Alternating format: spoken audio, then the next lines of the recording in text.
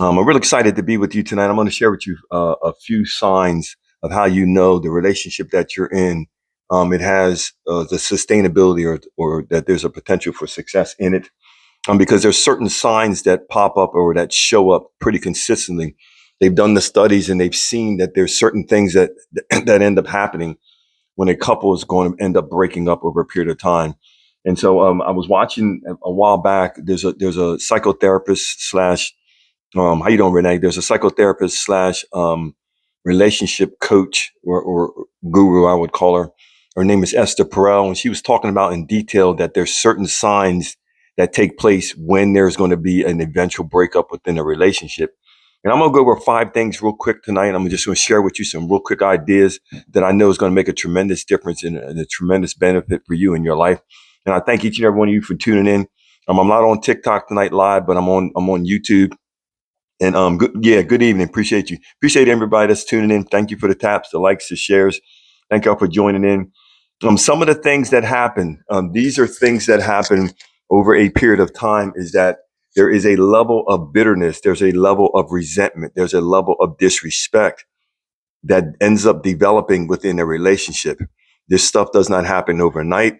This stuff happens over a period of time. It happens over a period of different experiences, different life events, different disrespectful actions, different disrespectful modes, and the way that things are done. And one of the first things that happens when a couple is on their way to going their separate ways is, and this would be number one, is that all of a sudden this person starts dismissing you.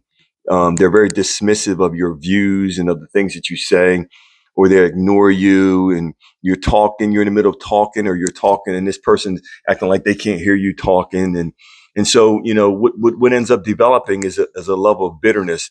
And one of the things that kind of stirred me up to kind of talk about this is because I was I was listening to a man's like his podcast or something like that. But again, he's another relationship guy. And he had a gentleman that called into his show, and in the process of this man calling in, he began to say that he's losing his loving feeling for his wife, and the guy that was the host, he was kind of asking the gentleman questions and trying to pull certain information out of him because he wanted this man to really get to the root of why do you feel like you're losing the loving feeling for your spouse. And when the guy got down to the brass roots of what was the problem was that his spouse, she had been saying certain things, like kind of, and I mentioned this stuff last week. She was very kind of abusive verbally, and putting him down all the time, and no encouragement, and wasn't a support and things like that. And he took this stuff personally. But one of the problems with all of this is that, and I'm going to talk about this, and this will be number two, is that with all of us, one of the problems is you have to understand is that your boundaries and the things that are offensive to you, part of being in a relationship is explaining to the person that you're with the things that you consider boundaries, the things that you consider disrespectful. But for anybody, and this is why I mentioned what I talked about last week, for anybody that's considering a relationship, if you're with a person that is belittling you verbally, that is putting you down, that is putting a tension in the relationship based upon things that they are sowing out of their mouth concerning you. If they are not saying something to lift you up, to encourage you, to make, and then this starts with, and there was a woman that I had conversation with, and she said all the time is that, she said, one thing I like about you, she said, you lift yourself up. And the way that you talk to yourself, I know that you would talk the same way to me. And see, this is what you want to look for. You want to look for people that know how to talk to themselves. In other words, they're not the type of people that talk about their negatives of themselves, but they look at themselves from a high perspective, not from an arrogant perspective, but they have an image of who they are, and they're comfortable with who they are as people. And they're not going to belittle themselves. So therefore, they're not going to belittle you. They're going to treat you with respect. And see, this is part of what happens. This is how the ball gets rolling to get people to feeling a level of bitterness, a level of resentment, a level of disrespect. And this is how this whole thing starts rolling, because what used to be love now, because of the disdain, because of the dismissiveness, because of the ignorance of ignoring the person. Now there's, instead of it being love, it's a loathing. There's a loathing instead of love. And so this is why, like the gentleman was saying, that he was losing the loving feeling. And basically, he was with all of us though. And I would have told him, I said, bro, this is, you got to look at what part you played. Why are you allowing someone to talk to you like that? Why are you allowing someone to talk to you like that? Why are you allowing someone to treat you in that capacity? And this is part of what I was, even when I talked about, the different things that we can do that are red flags and to show if it's a toxic relationship.